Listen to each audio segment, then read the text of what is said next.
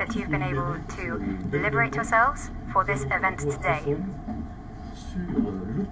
The event on operationalizing SDG 4 in accordance with the Abidjan Principles on the right to education. Now, don't be afraid by the title. In fact, it's really interesting. We're going to talk to you about it in a minute. For those who don't know me, I think many of you might not know me.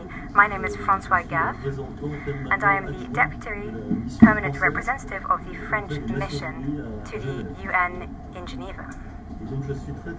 So I'm really pleased to be moderating this panel today. Some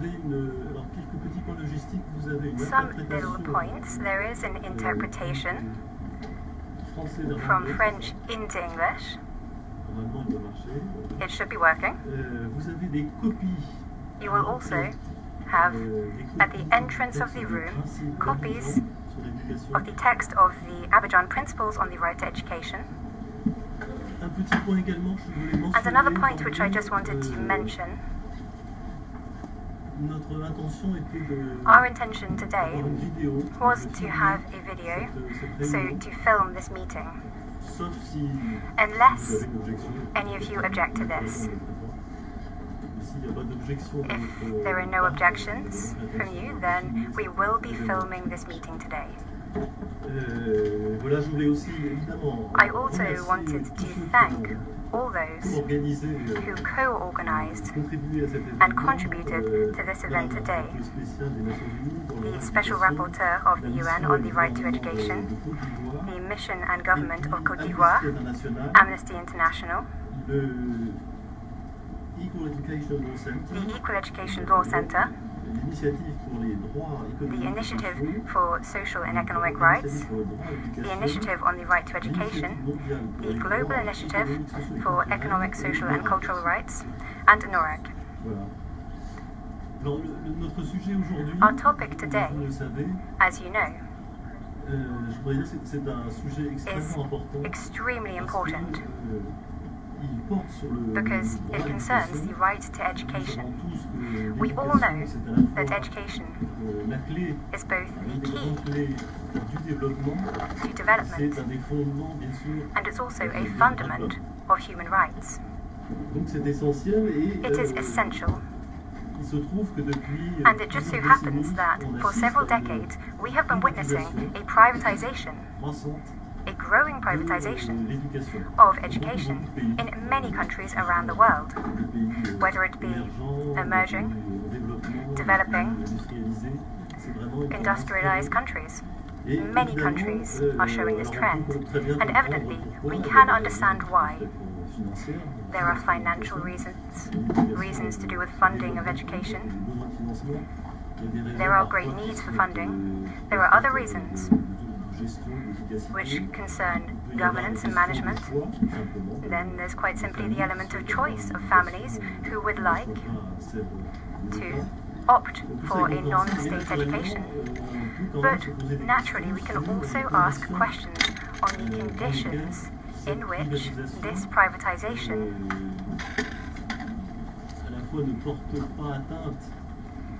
is occurring and how we can prevent it from inhibiting or undermining certain values and fundamental rights, and how we can also ensure that this privatization does not introduce new forms of inequality, because often there are many different kinds of privatization, but often this kind of education is paid. There are fees. In this context, a very important text, the Principles of Abidjan, the Abidjan Principles, were adopted. And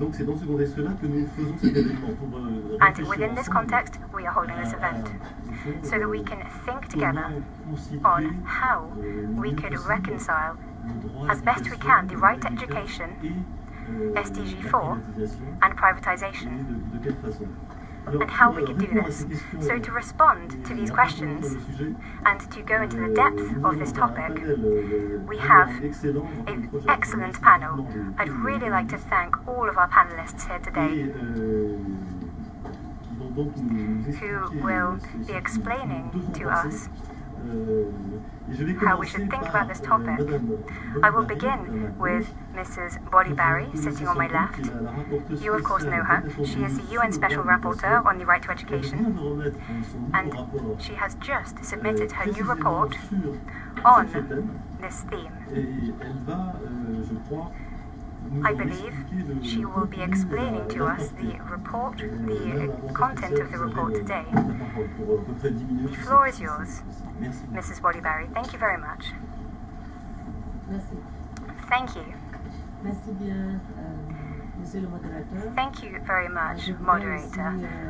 I would also, at the outset, like to thank the representative of the French mission to the UN in Geneva, and I would like to extend my warm thanks to the Chief of Staff. On behalf of the Minister of Education of Côte d'Ivoire, I would like to thank the representatives of the Côte d'Ivoire in Geneva, and all NGOs, and of course, states. Thank you to the individuals as well, who organize themselves really well and who are endeavoring to make the right to education a reality. I would really like to warmly thank all of you for your presence here today. I think I have two essential messages today. Firstly, gratitude. As you know, when results are achieved in a process, we should never forget what happened before. And what happened before was also the work of individuals, of human beings, very strongly committed, and I would really like to thank all of them. Notably, Mr. Sylvain Aubry, Delphine Dorsey, and also Anne, and another person who is absent today from Uganda, because these people, these individuals, believed when no one believed. The Abidjan Principles are today a document, but before, we had to think, we had to bring people together, we had to mobilize people over 3 consecutive years, working with other players. Today, we have achieved this result. This is the fruit of the labors of these people. Whenever we achieve a result, we tend to forget that behind this, there are human beings. So,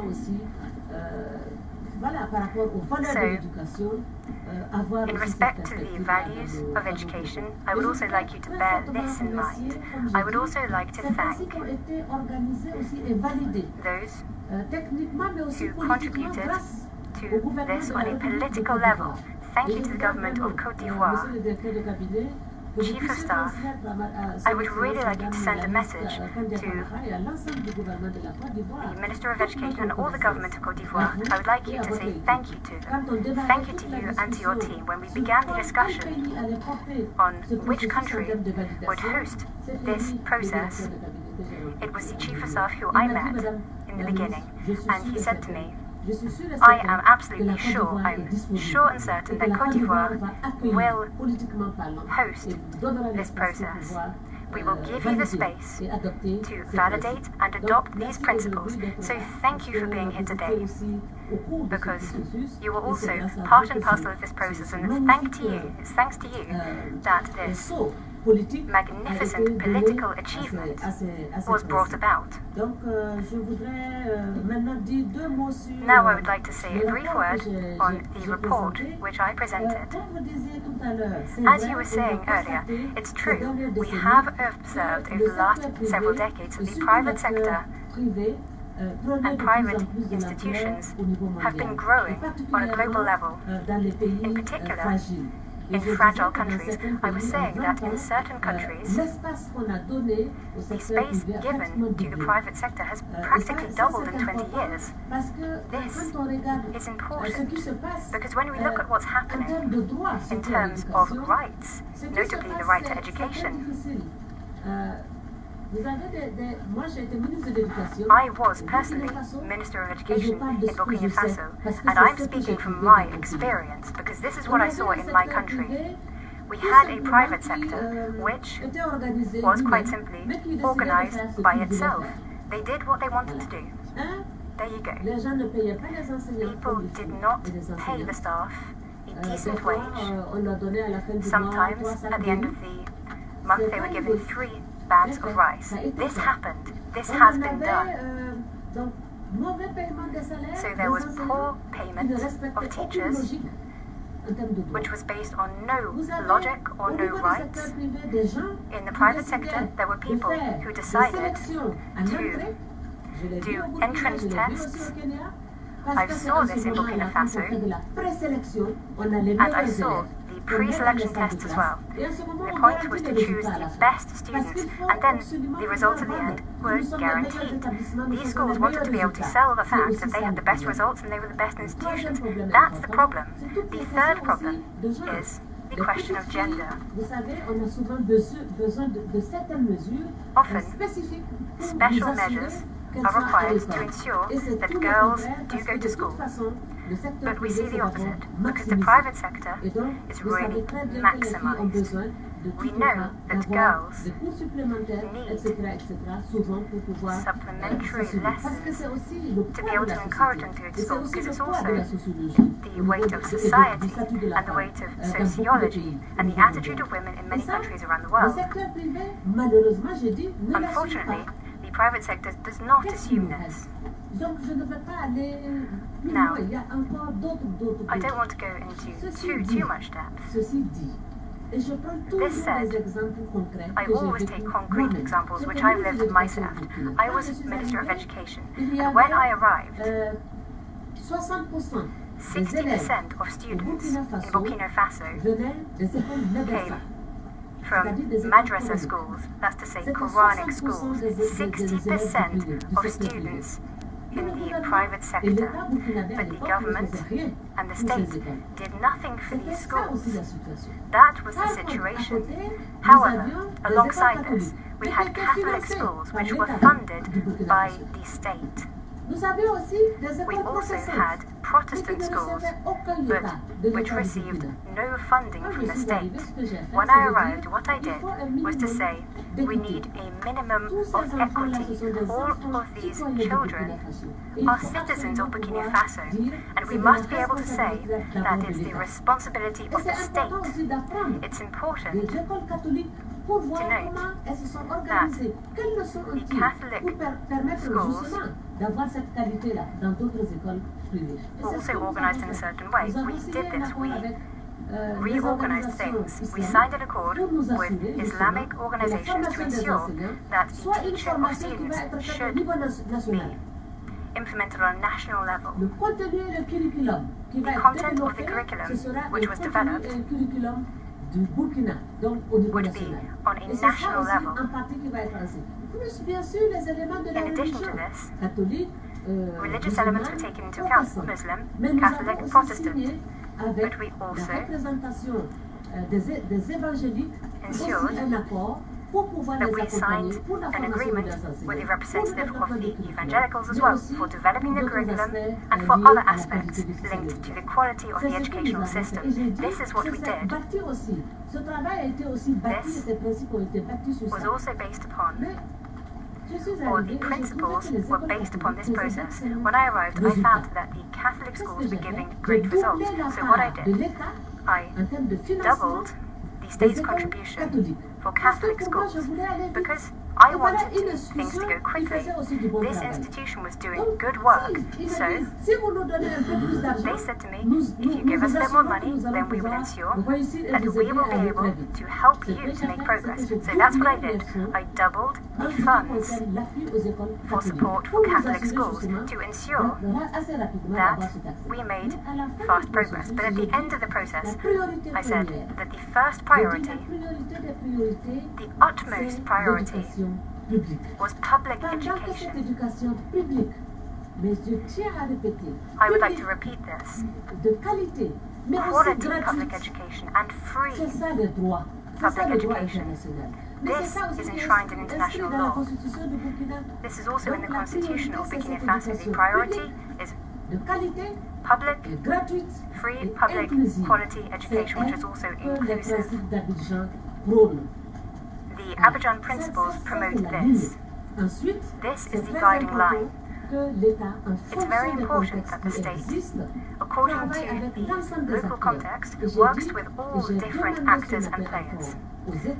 I called upon states this morning to work closely with civil society to achieve this, because civil society will be able to fill gaps where the state cannot. Burkina Faso is a concrete example of the fact that we must listen to civil society. We must give civil society space, because in many countries they have built community schools, inclusive schools, which have allowed the state to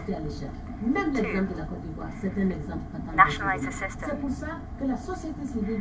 Civil society must absolutely have a space, and a very important space at that.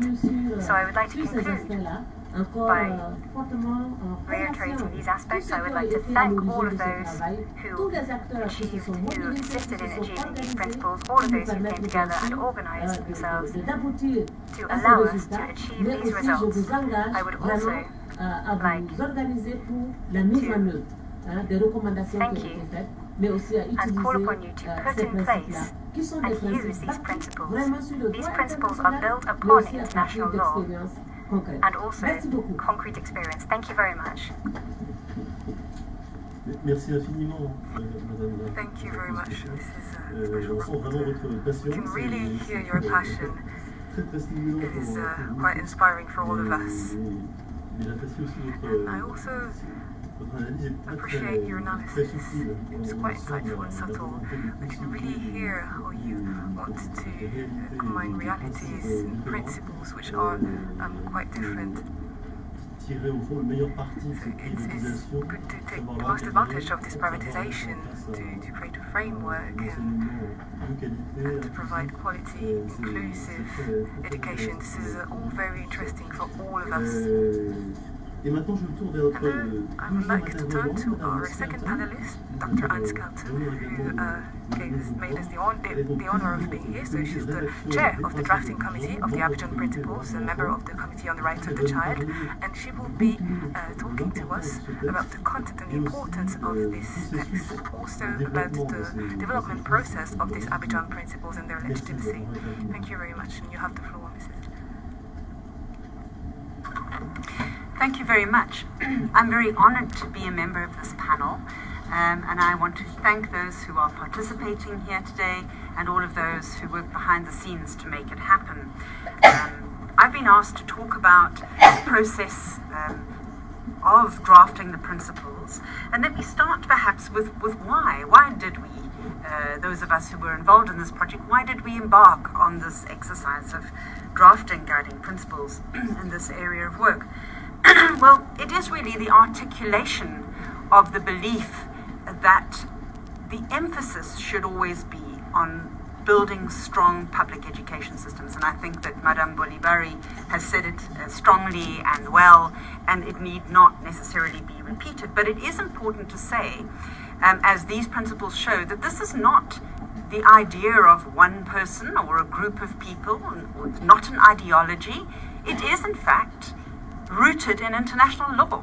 And that is what these guiding principles aimed to show, so that everything that is in here is based on an international law principle, looking at many texts, and so it was a sincere attempt to bring all of that together in one document, so that states and other parties could easily use these guidelines when making decisions relating to the public education system and, where necessary, in regulating the private education system. So, as you can see then, our feeling was that the focus should be not only on private education, but also on the role of states in relation to the public education system, and I will return to that subject a little later.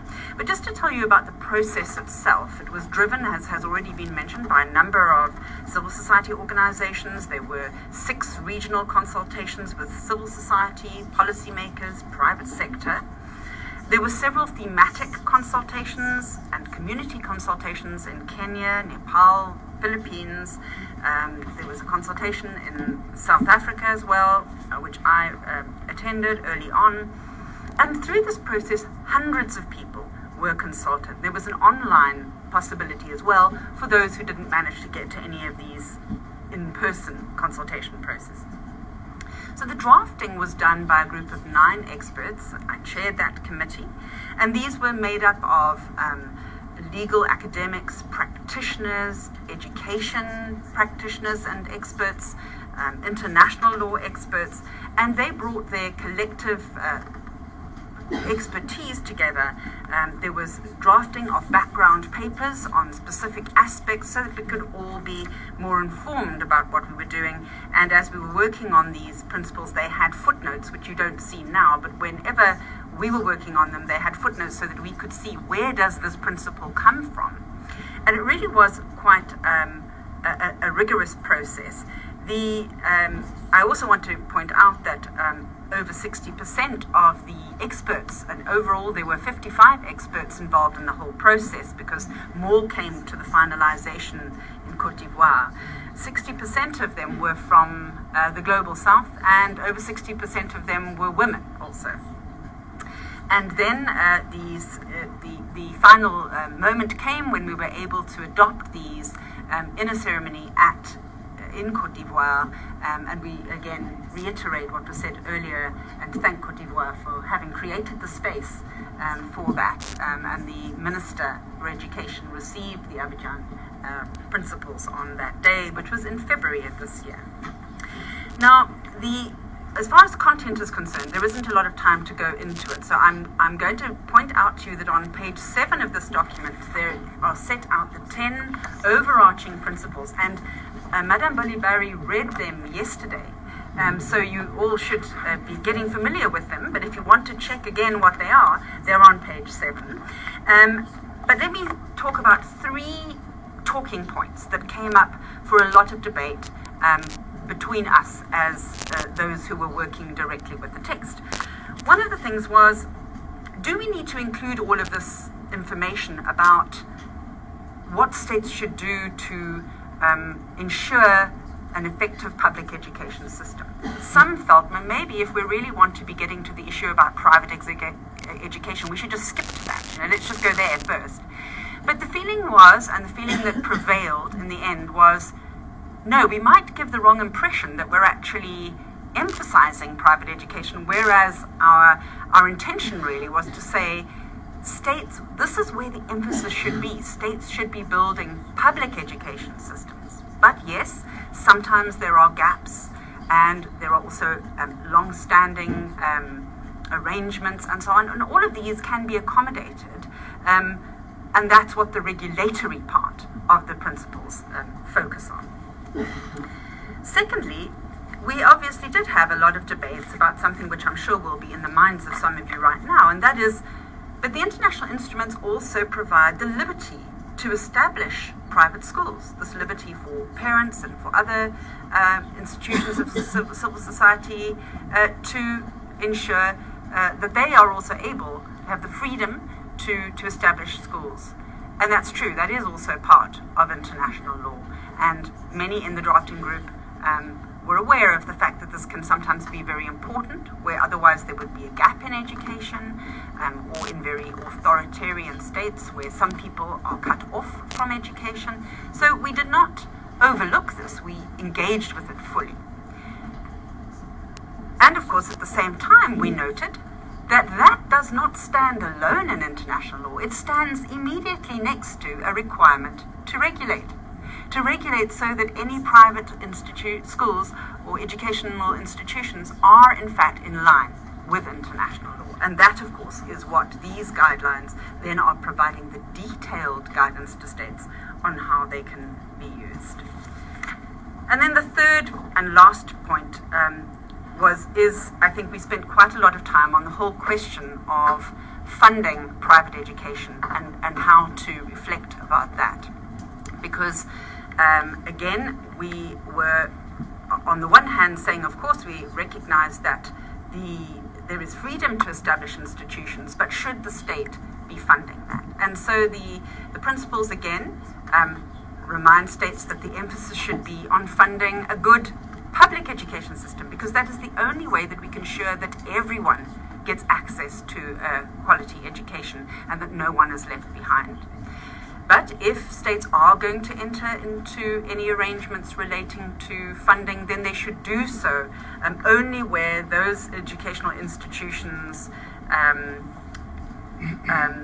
comply with applicable human rights law and standards and strictly observe all of the substantive, procedural and operational requirements. So there's a whole section on this in the guidelines, and you can have a look at those in more detail, but I think it was important for me to point that out, and also perhaps important to point out that this also relates to international assistance and cooperations, not just at the state level, but also those who are investing in private education through international cooperation should perhaps pause to think about whether that is the appropriate way to go in terms of building education systems around the world.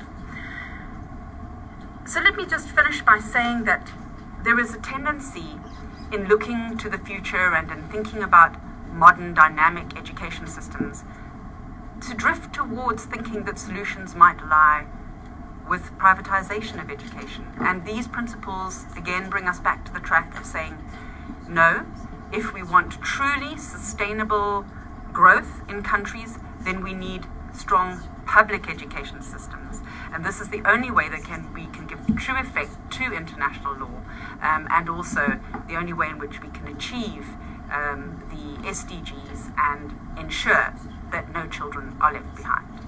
Thank you. Merci beaucoup. Thank you very much, Mrs. Skelton.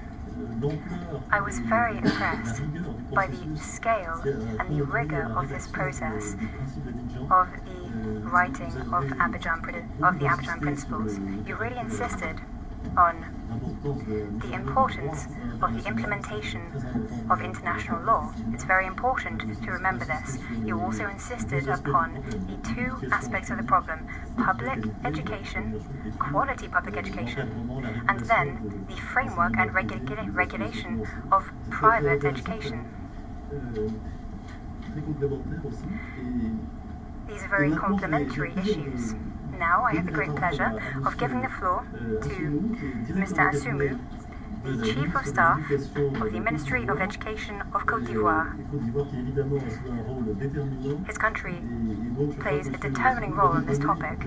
I think he will be giving us the point of view of a state which played an important role in this process, and he will be explaining to us why the Abidjan Principles are so important for implementing the right to education. Thank you. Thank you very much.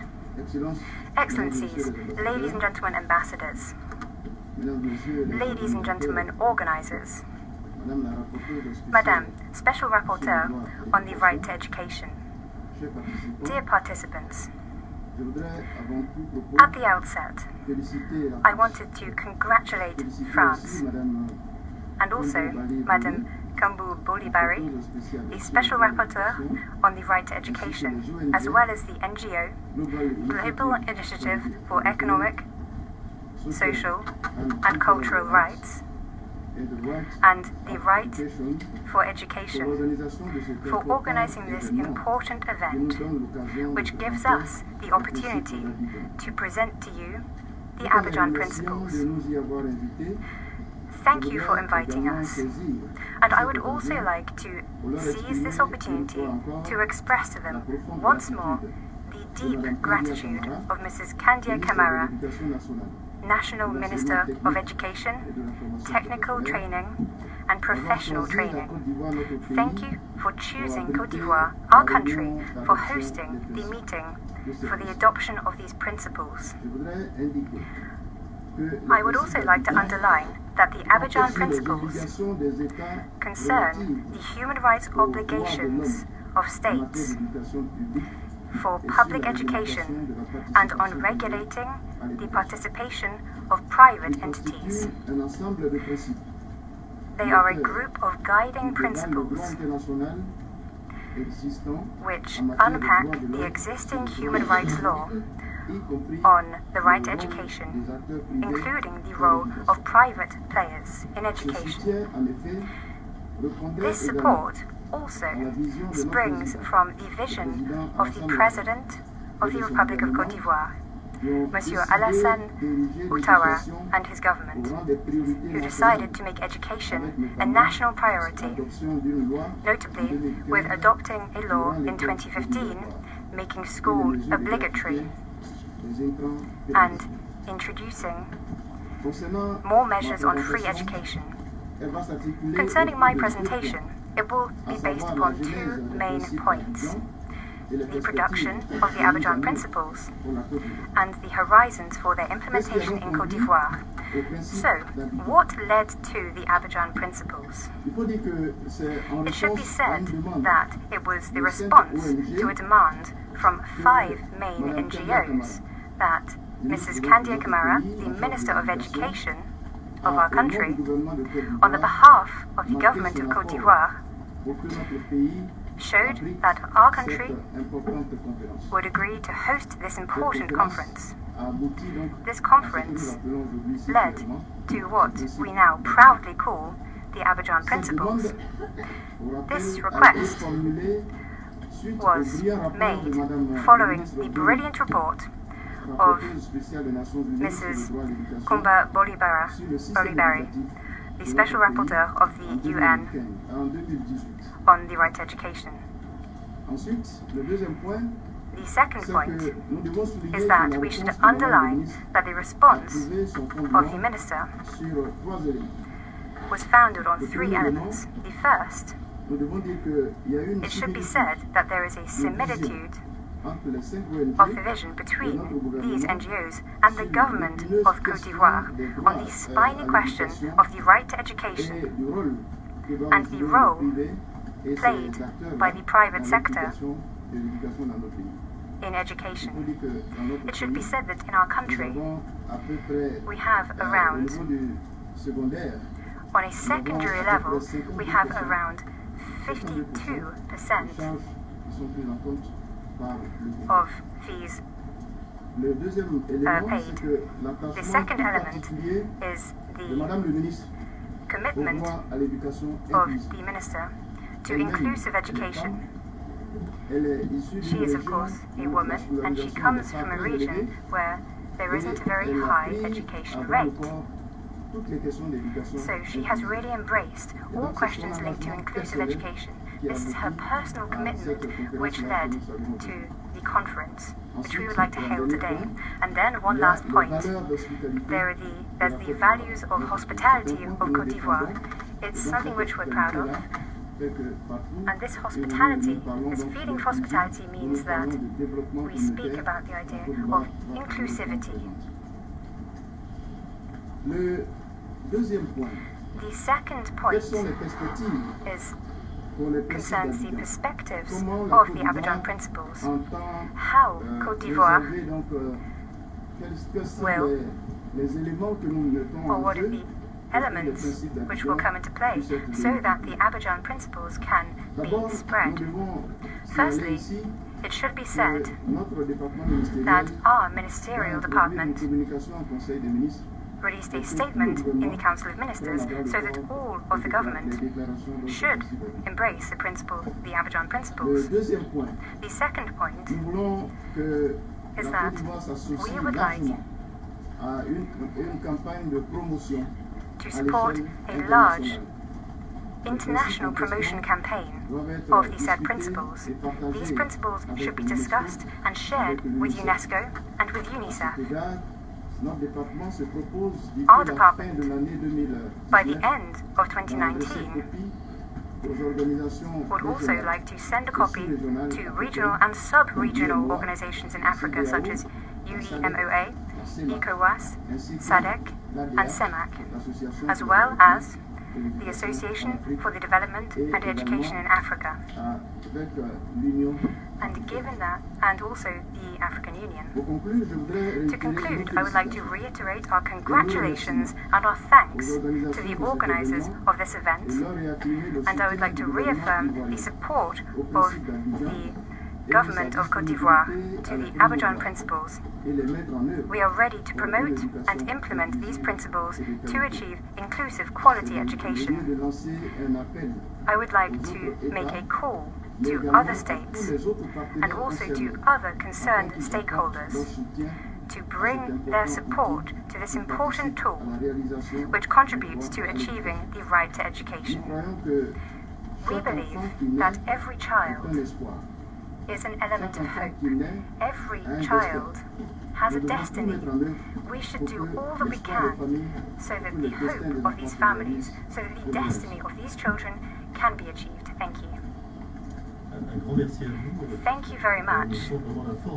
We really do feel the strength of the commitment of the government of Côte d'Ivoire for the right to education and the Abidjan Principles. Thank you for the role that you have played in the implementation, or rather the setting up of this conference and the achievement of the Abidjan Principles. Now I'm going to turn towards Mr. Aubry, our fourth panelist, who is a research and legal advisor at the Global Initiative for Economic, Social and Cultural Rights. And I believe he will be presenting to us his analysis of the content and the implementation of the Abidjan Principles. You have the floor. Thank you. And I will speak in English to try to maintain diversity in the panel, because I have two French speakers, two English speakers, which I think also reflects the attempt in the principles to really articulate a form of diversity in education. So I want to speak briefly on behalf of civil society organizations, even though I represent my own organization here, but there are actually hundreds of organizations, civil society organizations, that have been demanding and hoping for years that a text that unpacked the right to education would come together to help us turn the right to education into something practical. Many states and many stakeholders are all committing to the right to education. We've heard again yesterday at the Human Rights Council how important education is for absolutely every state. There's no one that says education is not essential. There's no one that denies the right to education. So starting from that basis, we were all hoping we could now have a tool, since everyone agrees right to education, a tool to understand better what it means in practice. And so we were delighted that a group of experts and the quality of the group of experts that agreed to come together, review the jurisprudence, the case law, the treaties, the treaty body practice, to understand better what the right to education says in existing law, and to make a tool that will be hopefully useful for states and all other stakeholders in education. I would like to say a couple of things in the next few minutes. The first thing I want to respond or to highlight a few questions that we asked ourselves as civil society organizations and that often are asked, and share some elements of thoughts on that. And then say a word about what we see could be some ideas or paths for implementation. So firstly, we ask ourselves, and we are often asked when we share the Abidjan Principles, what are the principles? What is it? Is it a legal text? Is it a new treaty? Does anyone need to ratify it? And I think actually this is an interesting question. What this text is really is a tool for anyone interested to implement the right to education. And it is a tool that is not any tool. I think both the strengths and the limitations of the text is that it reflects existing international human rights law. It's a limitation because there might be things we would like in education. There might be positions we'd like to take, and we've been trying to encourage those positions, but don't necessarily get them all. But they couldn't be in this text because international human rights law is not at that level yet. It's a strength, on the other hand, because we think this text is a solid, rigorous reflection of what human rights law is at the moment. And therefore, anyone who is interested in implementing the right to education ranging from policymakers to judges to parliamentarians to civil society organizations, can find there something that is the closest we know of a good unpacking of the right to education. So this is how we see the Abidjan Principles. And this is why also we don't think they need formal endorsements or ratification from states, because it's more a tool to help understand the law that already exists. Secondly, a question that often comes up is, are the Abidjan Principles against private actors? Are they against private schools? Are they against businesses? And I think the question here is unequivocal and is very simple. They're absolutely not against private actors. As was mentioned before, human rights law does protect both the right to public education and the possibility to have access to a non-state school. And the objective of the Abidjan Principles is really to try to articulate these two. Sometimes they can clash, but most of the time, hopefully, they can, these two principles can allow education systems that work well and that are very effective. But this is not easy. This is what the Abidjan Principles to do, is to really tackle these two, rather than saying, okay, we like this and we like that, and then not look at what it means. We tried, or the experts tried, to look at what it means in practice. It's also important to recall, it has been mentioned, but I really want to highlight it, that the Abidjan Principle make very clear that there are different types of private actors in education. There are different types of private schools. And I think the principles try to make a real difference between those private actors that are there for the benefit of education, whose main motivation is to improve solidarity and the right to education, and those actors whose main motivation is their private interest, whether it's profit or any other interest. And those for which this private interest might still exist, but they need to be tightly regulated. They would just not necessarily receive public funds. And those whose main interest is the collective idea of education, the idea to move together, to learn together, those ones can of course also exist within a set of regulation and may even be encouraged by the state. And the third question I wanted to tackle before moving to implementation is, do the Abidjan Principles impose a particular type of education system? And there again, is something that was very much discussed, on which we had debates with the experts, because all of us civil society organizations come from different parts of the world, in the global north and the global south. Some of the countries we live in, such as the Netherlands or Belgium, have education systems that work well, but they largely rely, for instance, on private actors that work in partnership with the state.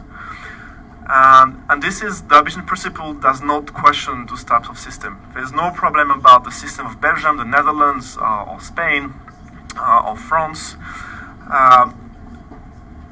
And also, we also know of, I'm myself based in Kenya, for instance, and I work a lot in the region, including Uganda. There's a number of private schools that do a very good job and that sometimes partner with the state. I'm thinking about a chain of schools like Peace, for instance, in Uganda and in Zambia, that's been partnering for the state, and I think has played a positive role for the right to education. This is fine. There are many different ways to implement the right to education, whether it's a system like Finland that has less than 1% of private schools and that has a very good public decentralized education system, or a system like Cuba, that is a very centralized education system of quality public education, or a system like South Africa, that has a system that is part of a legacy of the past and that mixes different types of factors. All of it is possible as long as some principles are respected, as long as there's no discrimination, as long as the involvement of private actors does not create segregation, and so on and so forth. The principles go through it. And we think this is very important to keep these aspects in mind, or at least is how we as civil society interpret the text, and you can maybe dialogue with Anne whether she sees it differently, but we think it's important. Last point I want to mention is, okay, now what does it mean? We have a text, we have a piece of paper, which is the principles. Can it make a difference? And of course, whether it will make a difference or not will depend a lot on whether us and you who are in this room, people who are watching us, will seize the principles to take action. There's various ways they can be very practical to implement the Abidjan Principle, but I think one first important thing is to really put back the right to education at the core of education discussions, and not put it there as a tokenistic, rhetorical mention, but really say, okay, now we have a better understanding of what the right to education can mean in practice, even though it doesn't give us all the answers. And when we are state and we are negotiating with the IMF or the World Bank, who say they are not against the right to education, say, sure, let's take it seriously. If you're not against the right to education, it might mean that we may have to expand the public sector in some of our states, for instance. Or it might mean we have to put in place regulation, some regulation for the private sector in this other state. So put back much more seriously the right to education at the core of the education policy debate. And even in the discussions, there's, often we are tempted to think, okay, public education has facing challenges, there's a lot of corruption. Should we give up and try to privatize everything? And I think this is another way of saying things. If there are challenges in the public education system, there are ways to fix it. There are investments you can make. There are taxes you can raise in a fair manner, and so on and so forth. More practically, we as civil society organizations, again, I'm speaking from our organization, but I can guarantee there's hundreds of organizations out there, all committed to work with all states and stakeholders that are interested in implementing the Abidjan Principles. We can work together at looking at policies and laws, for instance, on the regulation of the private sector that might be updated. We can work together looking at education financing and ways to raise funding in an innovative way, but in a fair way that will ensure positive impacts on the right to education long term. We can work together on trainings and what it can mean from the top policymakers to the teachers, what it can mean in their practice. So there are various ways of working. We can also work, we're also really interested to work with donor states, states that give development aid, and international organizations that provide international assistance, because there's a lot donors can do in education that could be in line with the right to education. And just for instance, 2 weeks ago, the main body that funds education, the Global Partnership for Education, which gives billions of dollars of education aid, was discussing whether or not to include, to fund for-profit private actors in education, for instance. And I think on these kind of debates, the Abidjan Principles can really help find a way forward that is balanced and helpful, that ensures that there's no unintended effect on the right to education from very well-intended people. And last point I can mention is that we're also, of course, keen to work with rights holders and communities and local actors as well, local public actors, to see how we can use the Abidjan Principles to reignite a real sense and appropriation at the community level of the right to education, and help people understand how education is a right, and they can work with the local actors to try to make it a reality. And we can discuss in the debate possibly how to do that in practice, but there's a whole, I think, space there that we can work on. So I'll stop with this. Merci beaucoup. Thank you very much. This was also very interesting. And I note a few points you really insisted on. I think it's very important to do so. You really insisted on the fact that the Abidjan Principles are not against, they're not hostile to private education. That is not the spirit of those principles. It is more about creating a good framework, make sure that private education contributes to an inclusive, equitable, quality education. And this is not at all a text that is meant to go against private schools.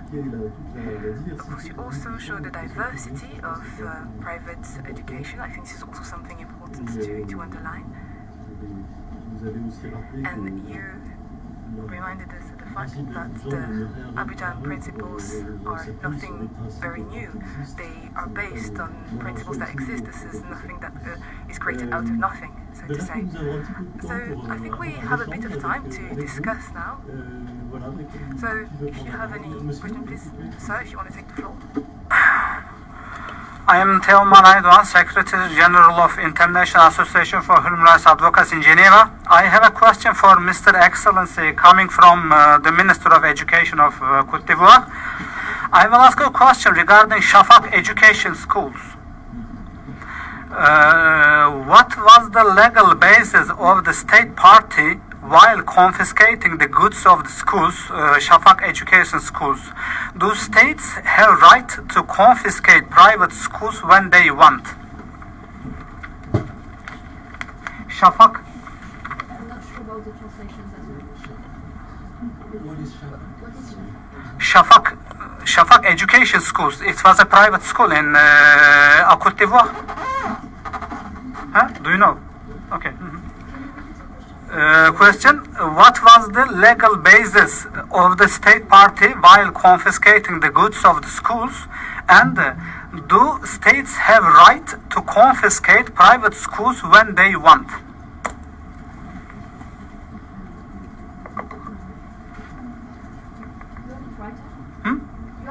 Yeah. Ce que je vous propose peut-être...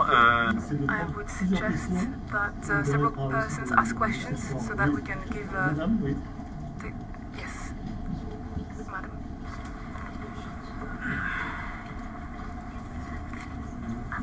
I'm Sara Garcia from Istituto Internazionale Maria Auxiliatrice. I would like to thank all the speakers, and I think also the Abidjan Principles has set a very high standard for national and educational providers and institutions, which I think are very good principles. My question is, the emphasis on regularization of private institutions, educational institutions. Is there also an emphasis on how states are partnering with other states in order to ensure at a more wider level that public education is really guaranteed and with quality?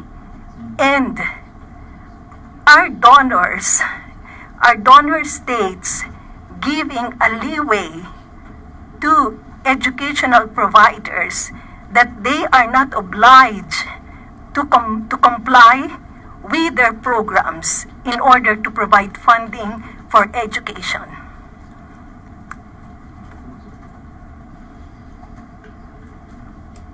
Merci beaucoup. Thank you very much. This was a very good question. We can hear now a few more questions, sir. Bonjour. Hello. My name is Louis. I am a member of FIDES Switzerland in relationship with IT. Apologies if I don't know enough. I just learned yesterday about the Abidjan Principles. This is great work. It's a huge amount of work. It is a challenge, really, and I would like to know if this project is a global project or on the scale of a continent or part of the continent. But I would also secondly like to know if in Burkina Faso and in Côte d'Ivoire how the budget evolved before the principles and what do you intend to do for the future academic year?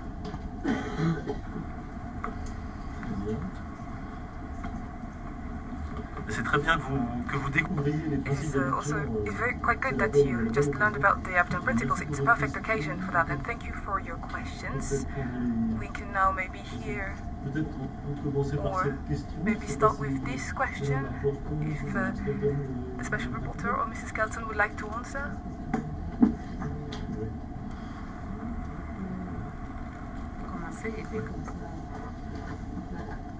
I will start. Thank you very much. Thank you.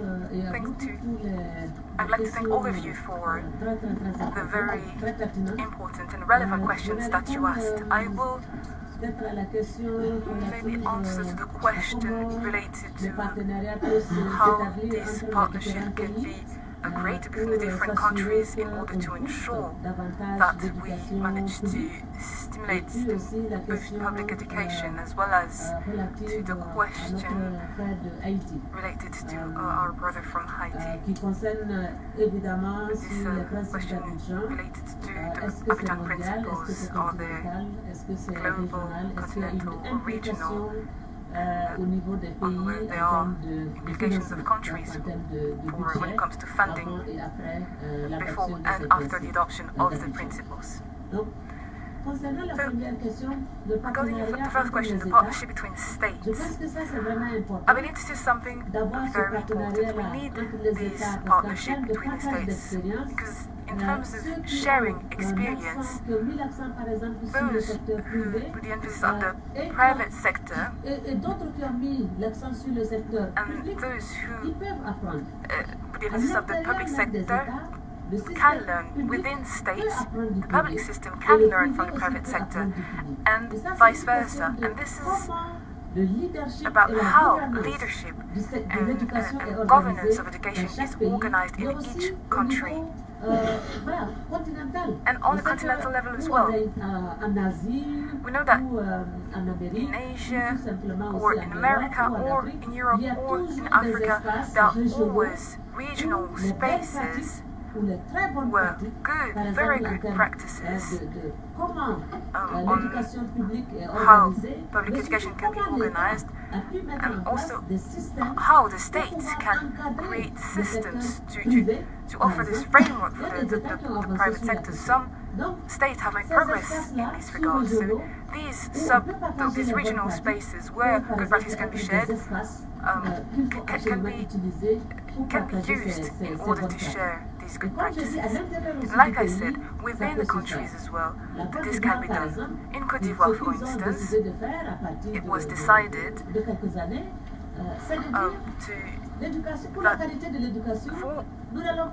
the quality of education, we won't say that there are teachers for the private sectors and some for the public sectors. In Côte d'Ivoire, there are teachers, generally speaking, and the training of teachers, the way they are recruited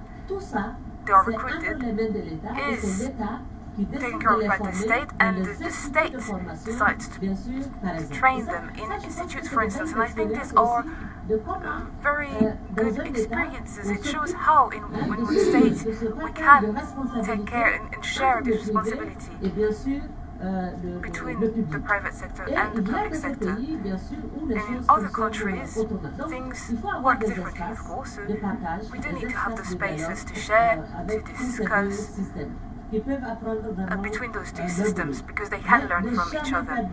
But we should never forget that fundamentally, education is public. And this is very important, because this is what international law says as well. It is free, inclusive, and of good quality. And I think these are the fundamental elements on which we must continue to focus on. The other dimension related to the principle of Abidjan, they're global. It's not just for Burkina Faso or Côte d'Ivoire just hosted the Abidjan Principles for them to be validated. But for instance, the first meeting took place in Nairobi, in Kenya. And then maybe Anne will mention it, or Sylvain as well. And then the whole process of consultations on 5 continents was also important. And if I defend such a principle as a rapporteur on the right to education, this is because this is something global. This is a decision that's made on a global level, and that's also why it's also discussed at the United Nations, and it's also supported by UNESCO as well. UNESCO took part in this process, and UNESCO remains available and we accompanied this process and help states to make progress in the implementation of the principles. And I think that's what I can say on this topic. Thank you. Thank you very much. Mrs. Skelton, would you like to add something?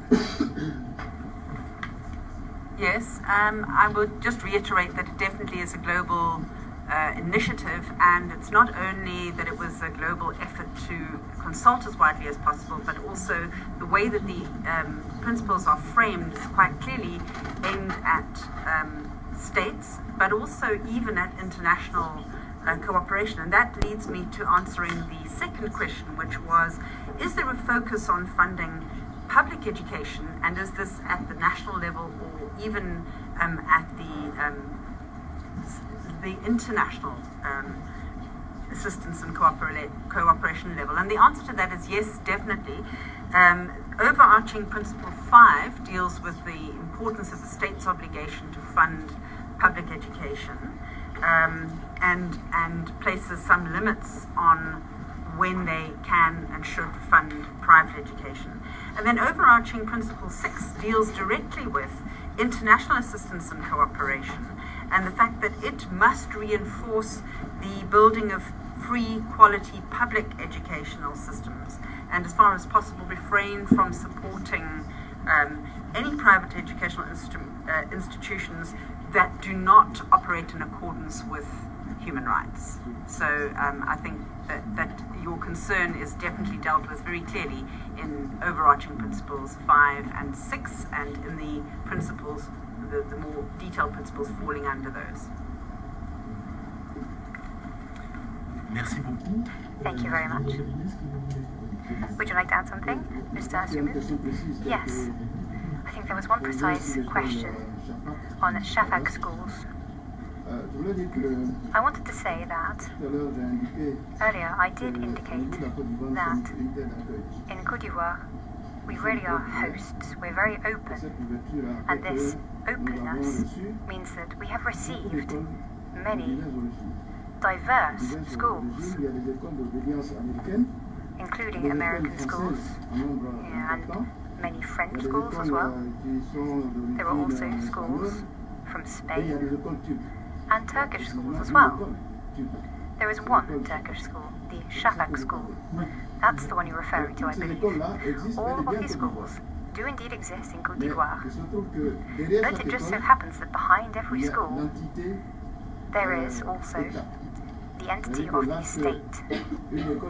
That's to say that when a school is implanted in Côte d'Ivoire, the state is the guarantor of this school.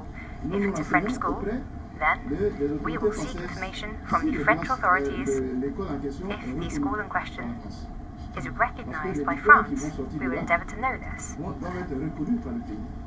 because any school from the country will usually be recognized by it. This is the principle. That was the principle for the opening of Shafak, and it just so happens that the Turkish state asked us to look at what was happening in the school. So it was the relationships, the relation between the two states which came into play. Today the school does function, but with monitoring by Turkey. Oui. Une petite remarque. Une petite remarque, que I'd just like to make a little remark, please. Une petite remarque. Sinon, ça veut dire sans un État derrière une école privée, c'est pas possible actuellement qu'il peut fonctionner without a state à behind votre the pays. school, it's impossible for it to work in your country, or between 2006 and 2010. How did the school work without surtout financière de l'État turc? Comment ça a fonctionné cette école? Support from Turkey? How did it function? Well, I was there when the school was opened.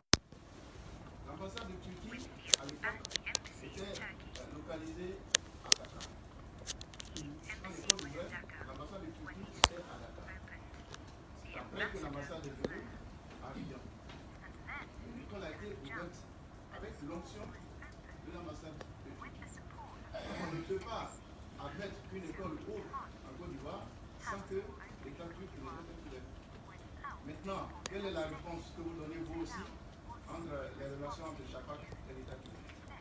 C'est ça la question. Oui, oui. Est-ce qu'il faut avoir une relation? C'est ça que je souhaite savoir. Nous voulons avoir une garantie derrière. L'école qui ouvre là, admettons que l'école dise un jour que je suis plus en mesure de payer mes enseignants. Il faut qu'il y ait un recours derrière. Et ce recours-là, c'est l'ambassade. que nous faisons avec les autres pays. Lorsque c'est une école américaine qui ouvre, on se rapproche de l'ambassade des États-Unis pour savoir si l'école en question est reconnue par les États-Unis, si elle est crédible d'abord, si les diplômes qui vont être délivrés sont reconnus par les États-Unis. Sinon, les enfants vont être livrés à eux-mêmes et on va avoir des problèmes. Qu'est-ce qu'on ferait si les enfants sortis de l'école turque, de Shafak, ne peuvent pas aller poursuivre leurs études en Turquie? Mais c'est les écoles de votre, c'est les diplômes de votre école, ce n'est pas les diplômes de l'école turque. Ils vont partir en Turquie pour faire des études supérieures. Il y a des élèves qui vont en Turquie pour faire leurs études. Oui, mais combien de pourcents qui partent en Turquie? C'est 1%, ce sont des élèves, je dis tout à l'heure. Oui, pour le reste, qu'est-ce qu'ils vont faire? Ok, on en parle après la réunion.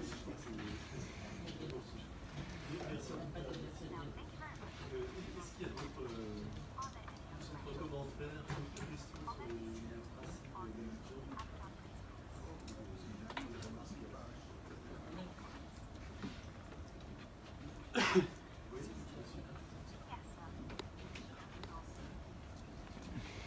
Thank you so much for giving me the floor, and honestly thank you for the side event today and for the presentation of the report by the Special Rapporteur. It's been really refreshing, and it's been also really useful for me to understand many parts of the report that so far, I mean, I had some concerns.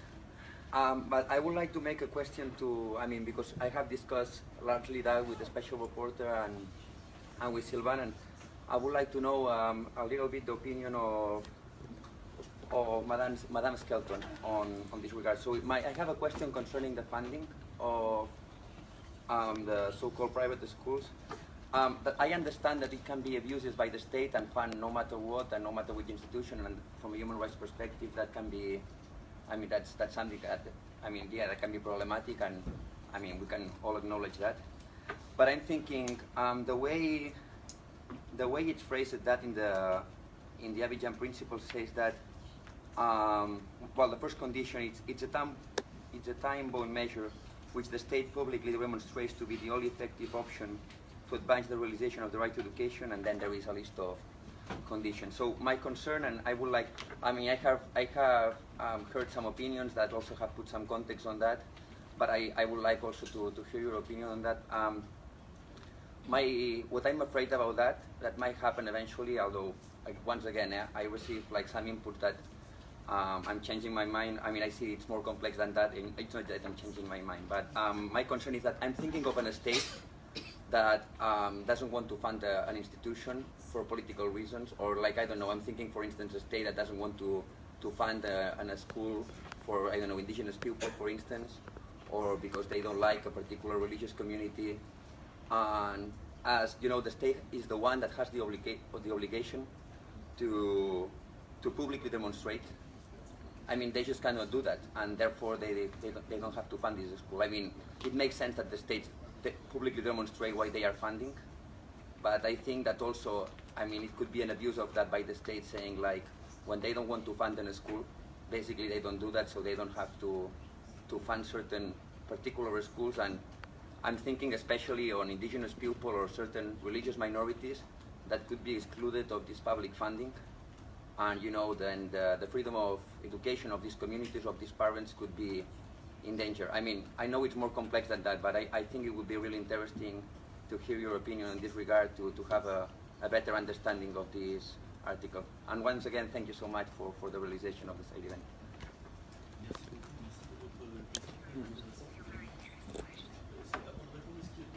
Are there any other questions or comments?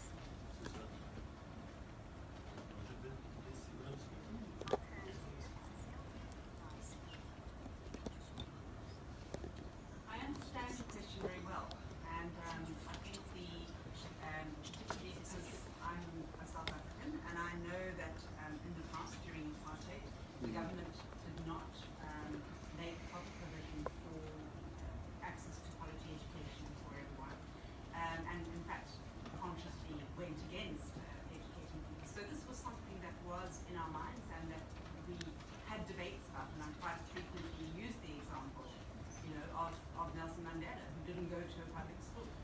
that went to a private school. Now, it's first of all very important to say that we're not saying that private schools cannot exist. Freedom to establish them and maintain them is there. So the trickier part that comes with to what extent should the state fund them. And again, the principles don't say they cannot be funded, and that clearly states can as part of a more comprehensive approach. And whilst they are working towards a situation where they could provide a fully inclusive education system of equal quality to all persons that allows for diversity and all the things that you would need for a fully inclusive education system, that then it may very well be appropriate for them to fund fund private schools in existence already. And the idea of them having to publicly demonstrate the need for this was something that I remember we did quite a lot in our discussions. But we decided in the end that the states do have the resources to be able to work out their plans and their budgets, and in doing so, they do have to provide a rationale for why they're continuing to fund private schools, when they could be providing education themselves. And so that really, I think, together, if you look at it holistically, firstly, the important principle is not to stop those schools from existing, and secondly, it is towards ensuring that everyone has equal access to quality education that is funded by the state, and understanding that that is a process reaching them, and therefore there has to be provision for the possibility of funding arrangements, but time-bound means at least in the plan there should be an indication of where the state is going with this. And I think there's an understanding that that can take some time to achieve a fully inclusive public education system. Thank you. Thank you very much. Yes, if I can just add to that, because I think you raised a couple of very important points. One is the fact and the risk that the Abidjan Principle can be misused. And that absolutely with any instrument, any legal tool, there can always be a risk of misuse. And that's, I'm not denying that in any way, and I think it's our role, we see our role as a society to be the guardian of the spirit of the principle, making sure it's used truly for the implementation of human rights. And I should say that you're all worried that the principles be misused to oppress private actors. A number of other actors are worried that the principle misused to open the floor for private actors. And these principles, many perceive a risk that it can also legitimize some forms of private involvement that is problematic. So I think either of these abuses should be avoided, and it's not guaranteed, and that's something we should all work on together. The other point you raised, I think, is important, is the issue of diversity in education. The fact that one of the reasons that a state misuse or misinterpret these principles to oppress a certain group, a minority or else. Again, so there are a number of safeguards in the principles. We discussed it, but in the section of public education, there's a very strong unpacking of the obligation for public education to cater for diversity, all aspects of diversity within public education. And there's no reason to assume that public education should be unable to do that. At the end of the day, as soon as possible, the public system must be able to cater for the demands and the needs and the specificities of indigenous groups, minorities, faith-based groups, and so on and so forth. And if it is not done, this text actually allows an easier or clearer recourse for rights holders whose rights might be violated. It's not, before it was less clear than it is after this text, so I'm more confident. And I also wanted to emphasize that among the people who developed these principles, you have, for instance, the head of Minority Rights Group, who is also a scholar, who made it clear, made sure he had no interest to let any space for minority groups to be negatively impacted. Some people belonging to minorities and indigenous groups, people who are indigenous groups themselves, also participate in the drafting among the experts. And you have people who run private schools as well, who are involved in this.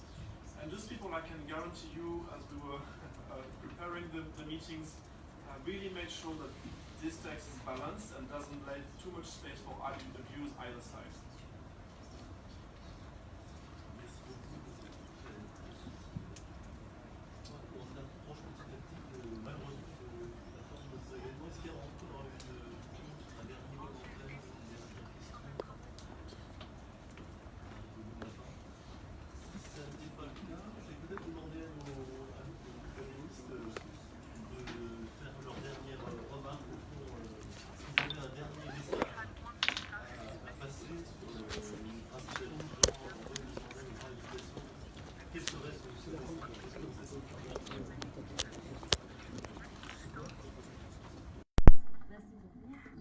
much.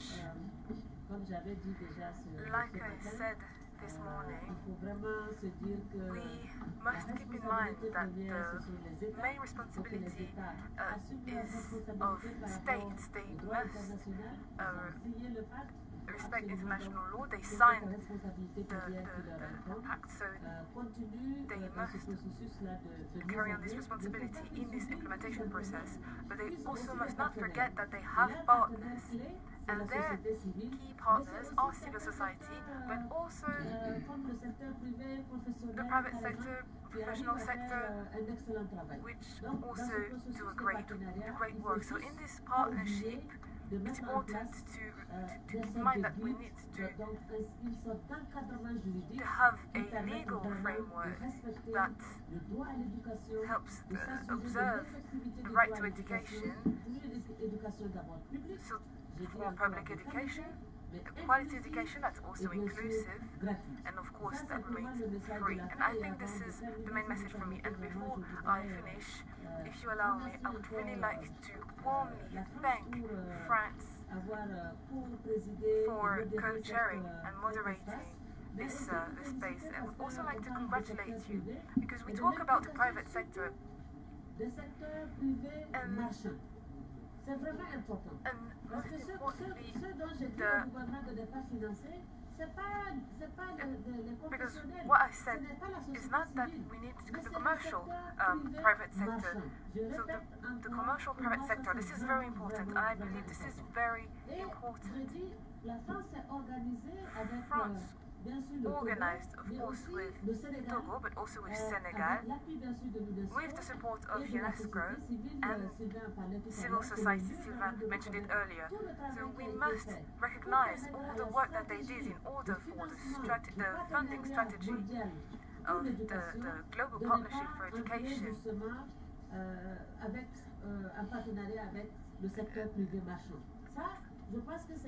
I believe this is a perspective that is very important. We must make sure that public funding that is given by states to the project that must come back to public education. This is also an important message that I would like to convey. And France was one of the countries which greatly supported the Ministry of Cote d'Ivoire, and she also wrote to support this position, and I think we must acknowledge that, and acknowledge that there are actors which are pushing for this. And I would also like to thank this interpreting students who also showed us their skills and showed us what education can achieve in terms of sharing advantages, because this is the Swiss universities which decided to give us their time and decided to come and interpret for us as volunteers. And I believe we must take a moment to thank them. And all the best for the future. Thank you very much. Thank you to the interpreters. Now, any final words? Now, I'd just like to say one thing. Thank you to everyone. Thank you to those who chose to work for the achievement of the Abidjan Principles. We are very attached to these principles, and it really is an honor. We are proud to have assisted with these principles. We would like this to continue for as long as possible. I think it's an important opportunity to hail all those who were committed to the process of adopting these principles. Once again, thank you to you, Minister. Thank you to France. I think that our mission has been accomplished, and we look forward to seeing the continuation of this mission. We hope to be able to profit from this. Thank you very much. And now, Mrs. Skelton, your last message? Just to make the point that although the name is quite long of these guiding principles, we really tried to see if we could come up with something shorter, but we couldn't, because we felt that it was just as important to emphasize the obligations of states to provide public education as it was to regulate private involvement in education. And then we decided that everyone will call them the Abidjan Principles anyway, and I noticed that that is so. And so we hope that you will all talk about the Abidjan Principles more. Thank you very much for all the panelists, and Madame Bolibari, thank you for also bringing them to such public attention yesterday in your report. Merci beaucoup. Thank you. Now, Mr. Aubrey. Yes, and I would also like to thank everyone. We forgot to mention as well, there's some of the experts that have held the drafting also in the room and have quietly followed. But I wanted to really thank the drafters and headed by Anne, who gave some of their time for free, voluntarily as well, like the interpreters did, to really make these principles happen. And Ivory Coast and Madame Bolibari. So many people have worked together, given their own time and passion, to make sure we put back the right education at the core of education policy. I think this is remarkable. This remarkable movement was reflected to me in the discussions that took place yesterday, the interactive dialogue with Madame Bolibari over her report, where so many states, I counted more than a dozen of states mentioning the Abidjan Principles. Some states like Tanzania explaining which of the principles they follow and how they want to work on it with UNESCO and other actors. And I really feel there's a real momentum now there was a demand to have another framework or a framework that is based on human rights to discuss education. We have it, there's real momentum here, and we were really keen to work with you, and we are really also mobilized and committed as civil society organizations to ensure that this turns into concrete changes for children and parents everywhere. Thank you very much. Now I think our panelists deserve. And thank you to all of you as well.